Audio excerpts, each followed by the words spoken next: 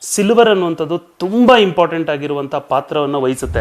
Electronic ಇನ್ಸ್ಟ್ರೂಮೆಂಟ್ಸ್ಗಳಲ್ಲೂ silver ತುಂಬಾ use ಆಗ್ತದೆ. Silver it is the highest ಅಥವಾ ಒಂದು ಬೆಸ್ಟ್ ಆಫ್ ದಿ ಬೆಸ್ಟ್ ಆಗಿರುವಂತಹ ಒಂದು ಮೆಟಲ್ ಆಗಿರುತ್ತೆ. ಬಿಕಾಸ್ ಡೇಟಾ ಸೆಂಟರ್ಸ್ಗಳನ್ನ ಸ್ಥಾಪನೆ ಮಾಡಬೇಕು ಅಂತ ಹೇಳಿದ್ರು ಅದಕ್ಕೂ ಸಹ ಸಿಲ್ವರ್ ಅನ್ನುವಂಥದ್ದು ತುಂಬಾನೇ ಬಳಕೆ ಆಗ್ತಾ ಇರುತ್ತೆ.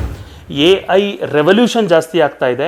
ಆ ಮೂಮೆಂಟಲ್ಲಿ ಸಿಲ್ವರನ್ನು ಅವರ ಡೇಟಾ ಸೆಂಟರ್ಸ್ಗಳ ಮೇಲೆ ಸಹ ಬಳಸೋದಕ್ಕೆ ಸ್ಟಾರ್ಟ್ ಮಾಡ್ತಾರೆ. ಆ ಎಲೆಕ್ಟ್ರಿಕ್ ವೆಹಿಕಲಲ್ಲಿ ಯೂಸ್ ಮಾಡುವಂಥ ಸಿಲ್ವರ್ ಪರ್ಸೆಂಟೇಜ್ ಏನಿದೆ ಅದನ್ನು ಸಹ ಡ್ರಾಸ್ಟಿಕಲಿ ಇನ್ಕ್ರೀಸ್ ಆಗೋಗಿದೆ. ರ್ಯಾಪಿಡ್ ಗ್ರೋತು ಆಲ್ಮೋಸ್ಟ್ ಎಲ್ಲರೂ ಅಂದ್ಕೊಂಡಿರೋದು ಲಾಸ್ಟು 6 ಮಂತ್ಸಿಂದ ಮಾತ್ರ ಸಿಲ್ವರ್ದು ಪ್ರೈಸ್ ಜಾಸ್ತಿ ಆಗ್ತಾ ಇದೆ ಅಂತ ಹೇಳಿ. ಆದರೆ 4 ವರ್ಷಗಳಿಂದನೂ ಈ ಡಿಮಾಂಡ್ ಆಲ್ರೆಡಿ ಕ್ರಿಯೇಟ್ ಆಗಿತ್ತು. ಬಟ್ ಇವಾಗ ಒಂದು ಸ್ವಲ್ಪ ಅದು ಅಭಿಮುಖವಾಗಿ ಮೇಲ್ಗಡೆ ಬರ್ತಾ ಇದೆ ಅಷ್ಟೇ.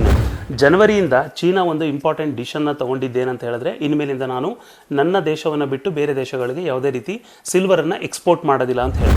60 to 70% ಆಫ್ ಹೋಲ್ ವರ್ಲ್ಡ್ ಏನು ಸಪ್ಲೈ ಆಗುತ್ತೆ ಅಂದರೆ ಎಕ್ಸ್ಪೋರ್ಟ್ ಆಗುತ್ತೆ ಅದೆಲ್ಲ ಮ್ಯಾಕ್ಸಿಮಮ್ ಚೀನಾದಿಂದನೇ ಎಕ್ಸ್ಪೋರ್ಟ್ ಆಗುವಂಥದ್ದು. ಸಿಲ್ವರ್ ರ್ಯಾಲಿ ಇವತ್ತು ಪ್ರೆಸೆಂಟ್ಲಿ ನಾವೇನು ನೋಡ್ತಾ ಇದ್ದೀವಿ ಇದು ಜಸ್ಟ್ ಒಂದು ಬಬಲ್ ಮೂಮೆಂಟ್ ಅಲ್ಲ. ಯಾವಾಗಲೇ ಆಗಲಿ ಜಿಯೋಪೊಲಿಟಿಕಲ್ ಟೆನ್ಷನ್ ಜಾಸ್ತಿ ಆದಾಗ ಅಥವಾ ಸ್ಟಾಕ್ ಮಾರ್ಕೆಟು ತುಂಬ ಡೌನ್ ಇದ್ದಾಗ ಚಿನ್ನ ಮತ್ತು ಬೆಳ್ಳಿ ಇವೆರಡೂ ಆಟೋಮೆಟಿಕ್ಕಾಗಿ ರೈಸನ್ನು ತಗೊಳ್ಳೋದು. ಅಯ್ಯೋ ಮೇಲೋಟಾಗ್ತಾ ಇದೆಯಲ್ಲ ನಾನು ಖರೀದಿ ಮಾಡ್ತಾ ಇಲ್ವಲ್ಲ ಅಂತ ಆ ಭಯದಿಂದ ಖರೀದಿ ಮಾಡೋಕೆ ಹೋದ್ರೂ ಕಳ್ಕೊಳ್ಳೋ ಸಾಧ್ಯತೆ ಇದೆ. ಇನ್ ಕೇಸ್ ನೀವೇನಾದರೂ ಇನ್ವೆಸ್ಟ್ ಮಾಡಬೇಕು ಅಂತ ಇತ್ತು ಅಂತ ಹೇಳಿದ್ರೆ ನೀವು ತುಂಬ ಬ್ಯಾಲೆನ್ಸ್ಡಲ್ಲಿ ಇನ್ವೆಸ್ಟ್ ಮಾಡಿ. ಎಲ್ಲ ಮಾರ್ಕೆಟಲ್ಲಿ ರಪ ಮೇಲೆ ಹೋಗ್ತಾ ಇದೆ ನನಗೆಲ್ಲಿ ನಾನು ಮಿಸ್ ಮಾಡ್ಕೊಬಿಡ್ತೀನೋ ಆ ರ್ಯಾಲಿನ ಅನ್ನೋಂಥ ಕಾರಣಕ್ಕೆ ಏನಾದ್ರು ಇನ್ವೆಸ್ಟ್ ಮಾಡಿದ್ರೆ ಆ ಫೋಮೋನಲ್ಲಿ ಏನಾದ್ರು ಇನ್ವೆಸ್ಟ್ ಮಾಡಿದರೆ ದೆರ್ ಈಸ್ ಅ ಚಾನ್ಸ್ ನೀವು ಅದನ್ನು ಕಳ್ಕೊಳ್ಳುವಂಥ ಸಾಧ್ಯತೆ ಇದೆ.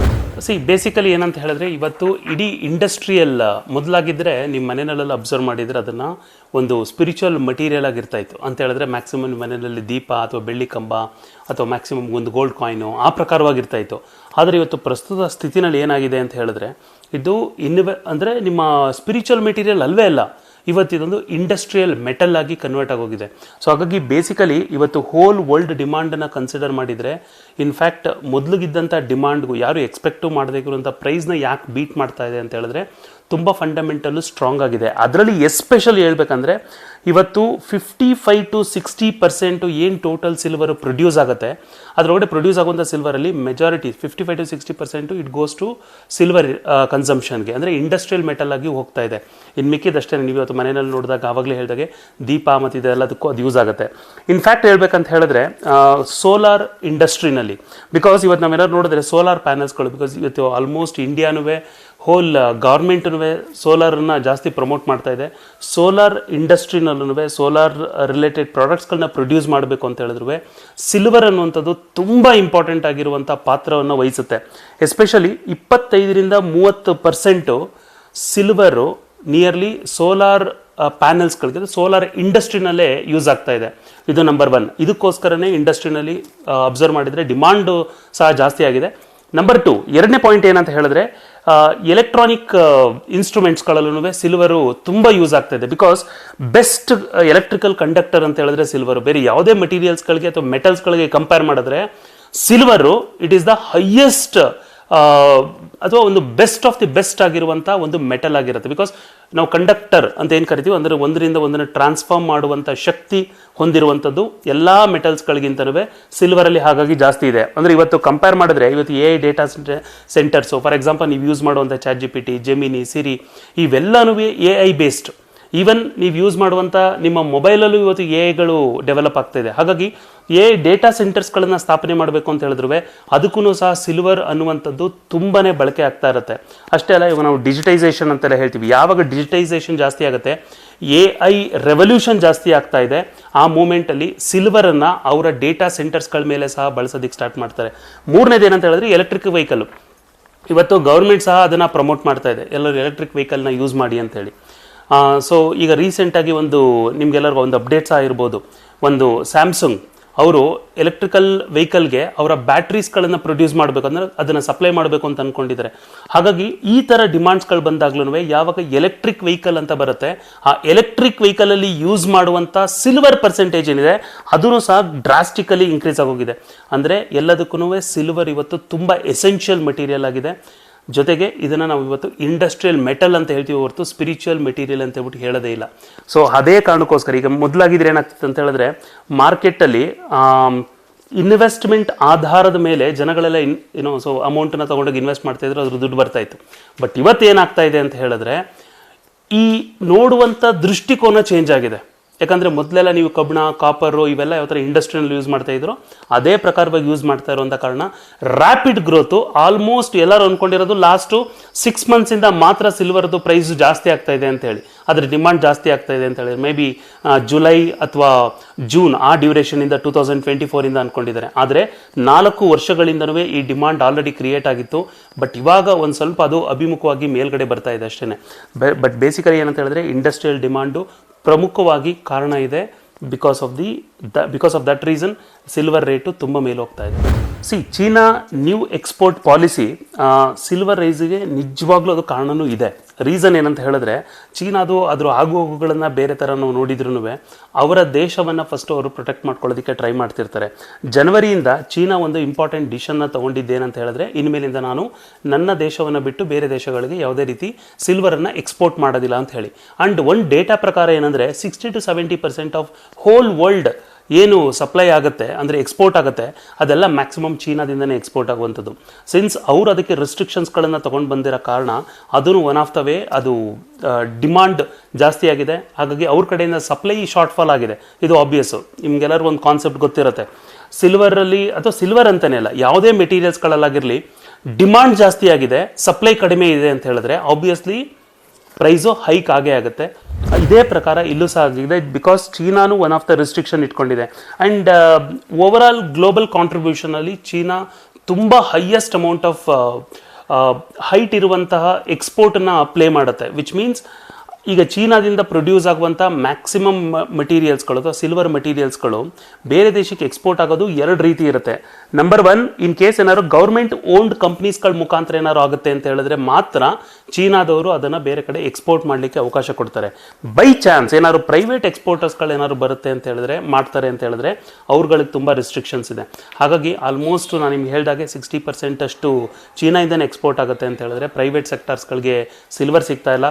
ಅದು one of the reason silver automatically increase ಮೂಮೆಂಟನ್ನು ತಗೊಳ್ಳುತ್ತೆ. ಆ್ಯಂಡ್ ಸಿಂಪಲ್ ಲಾಜಿಕ್ ಏನಂತ ಹೇಳಿದ್ರೆ ಡಿಮಾಂಡು ಅನ್ಚೇಂಜ್ಡ್ ಆಗಿದ್ರೆ ಸೇಮ್ ಲೆವೆಲಲ್ಲೇ ಇತ್ತು ಅಂತ ಹೇಳಿದ್ರೆ ಸಪ್ಲೈ ಅದೇ ಲೆವೆಲಲ್ಲಿ ನಿಲ್ಲಲ್ಲ, ಕಡಿಮೆ ಆಗ್ತಾ ಬರುತ್ತೆ. ಯಾವಾಗ ಸಪ್ಲೈ ಕಡಿಮೆ ಆಗ್ತಾ ಬರುತ್ತೆ ಆಟೋಮೆಟಿಕಲಿ ಪ್ರೈಸ್ ಅನ್ನುವಂಥದ್ದು ಇನ್ಕ್ರೀಸ್ ಆಪ್ಷನ್ ಆಗಿ ಉಳಿಲೇಬೇಕು. ಹಾಗಾಗಿ ಅದು ಇನ್ಕ್ರೀಸ್ ಆಗ್ತಾನೆ ಇರುತ್ತೆ. ಅದಕ್ಕೆ ಸಿಲ್ವರ್ ರ್ಯಾಲಿ ಇವತ್ತು ಪ್ರೆಸೆಂಟ್ಲಿ ನಾವೇನು ನೋಡ್ತಾ ಇದ್ದೀವಿ ಇದು ಜಸ್ಟ್ ಒಂದು ಬಬಲ್ ಮೂಮೆಂಟ್ ಅಲ್ಲ. ಯಾಕಂದರೆ ತುಂಬ ಜನ ಇನ್ಸ್ಟಾಗ್ರಾಮ್ ಇನ್ಫ್ಲುಯೆನ್ಸರ್ಸ್ ಎಲ್ಲ ಅದನ್ನು ಹೇಳ್ತಿರ್ತಾರೆ, ಇದೊಂದು ಬಬಲ್, ನೆಕ್ಸ್ಟ್ ಮೂಮೆಂಟೇ ಅದು ಕೊಲ್ಯಾಪ್ಸ್ ಆಗುತ್ತೆ. ಅದು ಒನ್ ಆಫ್ ದ ಫ್ಯಾಕ್ಟ್ ಇರ್ಬೋದು. ಆದರೆ ಅದಕ್ಕಿಂತ ಮಿಗಿಲಾಗಿ ಜಿಯೋ ಪೊಲಿಟಿಕಲ್ ವಿಷಯಗಳೂ ತುಂಬ ಮ್ಯಾಟ್ರ್ ಆಗ್ತಾ ಇರುತ್ತೆ. ಹಾಗಾಗಿ ಸರ್ಫೇಸ್ ಲೆವೆಲಲ್ಲಿ ನೋಡದೆ ಇನ್ ಡೆಪ್ತ್ ಆಗಿ ನೋಡಿದಾಗ ಇದು one of the major reason ಆಗಿದೆ. ಖಂಡಿತವಾಗ್ಲೂ ಜಿಯೋ ಪೊಲಿಟಿಕಲ್ ಅನ್ಸರ್ಟನಿಟಿ ಮತ್ತು ಟ್ರೇಡ್ ಪಾಲಿಸೀಸು ಮತ್ತು ಟ್ಯಾರಿಫ್ ಫಿಯರ್ಸು ಇವೆಲ್ಲನೂ ಬಿಕಾಸ್ ಮಾತಾಡಿದ್ರೆ ಅವ್ರು ಯಾವಾಗ ನಮಗೆಲ್ಲರಿಗೂ ಮೋದಿಯವರು 8 ಗಂಟೆಗೆ ಸ್ಕ್ರೀನ್ ಮೇಲೆ ಬಂದಾಗ ಅವ್ರು ಏನು ಅನೌನ್ಸ್ ಮಾಡ್ತಾರೆ ಅಂತಿರುತ್ತೋ ಸೊ ಸೇಮ್ ವೇ ಟ್ರಂಪ್ ಬಂದಾಗ ಅವ್ರು ಇನ್ಯಾವ ಥರ ಟ್ಯಾರಿಫ್ ತರ್ತಾರಪ್ಪ ಅನ್ನುವಂಥ ಅನ್ಸರ್ಟನಿಟೀಸು ಡೆಫಿನೆಟ್ಲಿ ಜನಗಳ ಹತ್ರ ಇದ್ದೇ ಇರುತ್ತೆ. ಇದನ್ನು ಜಿಯೋ ಪೊಲಿಟಿಕಲ್ ಟೆನ್ಷನ್ ಅಂತ ಕರೀತಾರೆ ಜಿಯೋ ಪಾಲಿಟಿಕ್ಸಲ್ಲಿ. ಆ ಕಾರಣದಿಂದನವೇ ಇದು ಮ್ಯಾಟ್ರ್ ಆಗ್ತಾ ಇದೆ. ಮ್ಯಾಕ್ರೋ ರಿಸ್ಕ್ ಜಾಸ್ತಿ ಆದಾಗ ಇನ್ವೆಸ್ಟರ್ಸ್ಗಳೆಲ್ಲ ಪ್ರೀಷಿಯಸ್ ಮೆಟಲ್ಸ್ಗಳ ಮೇಲೆ ಇನ್ವೆಸ್ಟ್ಮೆಂಟನ್ನು ಜಾಸ್ತಿ ಮಾಡೋದಕ್ಕೆ ಹೋಗ್ತಾರೆ. ಅಂದರೆ ಈಗ ಮ್ಯಾಕ್ರೋ ರಿಸ್ಕ್ ಅಂತ ಹೇಳಿದ್ರೆ ಏನು ಅಂದರೆ ಟ್ಯಾರಿಫ್ ಥ್ರೆಟ್ ಇರ್ಬೋದು ಅಥವಾ ಈಗೆಲ್ಲ ಕಡೆ ವಾರ್ ಸಿಚುವೇಶನ್ಸ್ಗಳಿರ್ಬೋದು.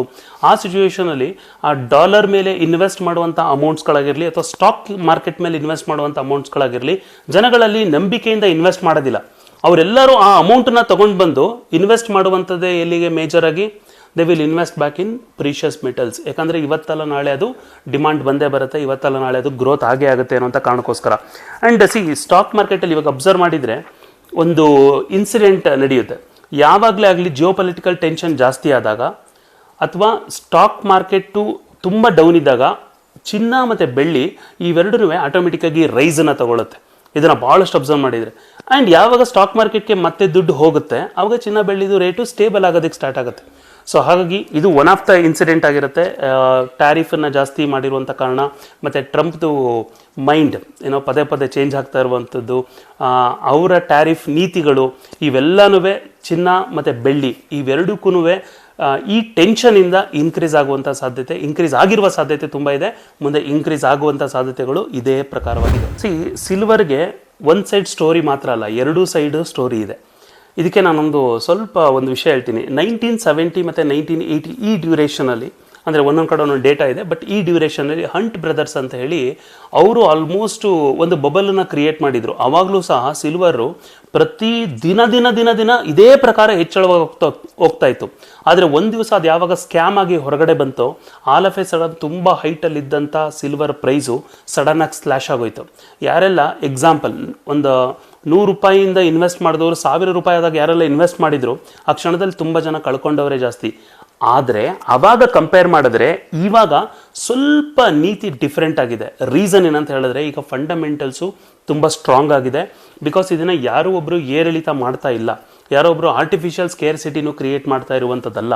ಬಿಕಾಸ್ ಫಂಡಮೆಂಟಲ್ಸ್ಗಳು ಸ್ಟ್ರಾಂಗ್ ಆಗಿರೋದ್ರಿಂದ there is a high chance ಮತ್ತೆ ಇದು ಮುಂದುವರಿಯ ಸಾಧ್ಯತೆಯೂ ಇದೆ. ಅಟ್ ದ ಸೇಮ್ ಟೈಮ್ ಇನ್ನೂ ಒಂದು ಇಂಪಾರ್ಟೆಂಟ್ ಪಾಯಿಂಟ್ ಏನಂದರೆ, ಸಿಲ್ವರ್ ಈಸ್ ಮೋರ್ ವಾಲಟೈಲ್. ಅಂದರೆ compare to any other material, silver ತುಂಬ ವಾಲಟೈಲ್ ಇರುತ್ತೆ. ಅದು ಬೇಗ ಅಪ್ವರ್ಡ್ ಟ್ರೆಂಡ್ಸಲ್ಲಿ ಏನಿದೆ ಆ ಟ್ರೆಂಡಿಂದ ಕೆಳಗಡೆಗೂ ಬರುವಂಥ ಸಾಧ್ಯತೆ ಇದೆ. ಹಾಗಾಗಿ ನಾನು ಹೇಳುವಂಥದ್ದು, ಯಾವುದೇ ಮನುಷ್ಯ ಎಲ್ಲೇ ಅವರು ಇನ್ವೆಸ್ಟರ್ಸ್ಗಳು ಇನ್ವೆಸ್ಟ್ ಮಾಡಬೇಕು ಅಂತ ಹೇಳಿದ್ರು ಅವರ ಓವರ್ ಆಲ್ ಪೋರ್ಟ್ಫೋಲಿಯೋನಲ್ಲಿ ಎಲ್ಲವನ್ನ ತಗೊಂಡೋಗಿ ಇದಕ್ಕೆ ಹಾಕುವಂಥದ್ದು ತಪ್ಪು ಅಂತ ನನ್ನ ಅಭಿಪ್ರಾಯ ಆಗುತ್ತೆ. ಅಟ್ ದ ಸೇಮ್ ಟೈಮ್ ಫ್ಯೂಚರಲ್ಲೂ ನನ್ನ ಪ್ರಕಾರ, ಅಂದರೆ ಇದು ಒಬ್ಬೊಬ್ರದ್ದು ಒಂದೊಂದು ಒಪಿನಿಯನ್ಸ್ಗಳಿರ್ಬೋದು, ಆದರೆ ನಾನು ಫಂಡಮೆಂಟಲ್ಸ್ಗಳನ್ನು ಅರ್ಥ ಮಾಡ್ಕೊಂಡಿರೋ ಪ್ರಕಾರ ಫ್ಯೂಚರಲ್ಲೂ ಸಿಲ್ವರ್ ಡಿಮಾಂಡು ಮತ್ತೆ ಮೇಲೆ ಹೋಗುತ್ತೆ. ಆದರೆ ಆ ಮೇಲ್ ಹೋಗಿರುವಂಥದ್ದು ಎಲ್ಲಿವರೆಗೆ ಹೋಗುತ್ತೆ ಅನ್ನುವಂಥದ್ದು ಒಂದು ಹೇಳ್ತೀನಿ. ಎಲ್ಲಿ ತನಕ ಆಲ್ಟರ್ನೇಟಿವ್ ಮಟೀರಿಯಲ್ಸ್ಗಳು ಸಿಗೋದಿಲ್ಲ ಅಲ್ಲಿ ತನಕ ಮಾತ್ರ ಮೇಲೆ ಹೋಗುತ್ತೆ. ಒಂದ್ಸಲ ಆಲ್ಟರ್ನೇಟಿವ್ ಮಟೀರಿಯಲ್ ಸಿಕ್ಕಿದ ತಕ್ಷಣ ಅದು ಸ್ಲ್ಯಾಶ್ ಆಗೋ ಸಾಧ್ಯತೆಯೂ ಇರುತ್ತೆ. ಹಾಗಾಗಿ ಫ್ಯೂಚರಲ್ಲಿ ಸಿಲ್ವರ್ ಪ್ರೈಸ್ ಮೇಲೆ ಹೋಗೋದೂ ಹೌದು. At the same time alternatively ಏನಾದರೂ ಸಿಕ್ಕ ತಕ್ಷಣ, ಅಂದರೆ ಸಿಲ್ವರ್ಗೆ ರೀಪ್ಲೇಸ್ಮೆಂಟ್ ಸಿಕ್ಕ ತಕ್ಷಣ ಕೆಳಗಡೆ ಬೀಳುವಂಥ ಸಾಧ್ಯತೆಯೂ ಹೌದು. ಹಾಗಾಗಿ ಇನ್ವೆಸ್ಟ್ಮೆಂಟನ್ನು ಮಾಡುವಂಥ ಐಡಿಯಾಸ್ಗಳಿತ್ತು ಅಂತ ಹೇಳಿದ್ರೆ ನೋಡಿ ಮಾಡಿ ನಿಧಾನವಾಗಿ ನಿಮ್ಮ ರಿಸ್ಕ್ಗೆ ಅನುಸಾರವಾಗಿ ಇನ್ವೆಸ್ಟ್ ಮಾಡುವಂಥದ್ದು ತುಂಬ ಇಂಪಾರ್ಟೆಂಟ್.